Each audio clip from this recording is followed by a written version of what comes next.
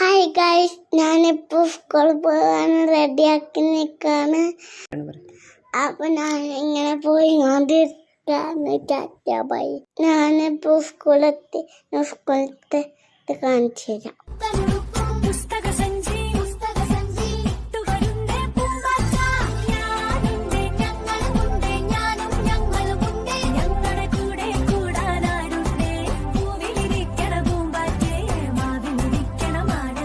എനിക്ക് ചങ്ങാനൊക്കെ കിട്ടിട്ടോ.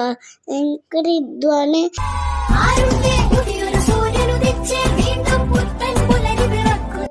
മേലപ്പം ഇരിക്കാൻ പറഞ്ഞു.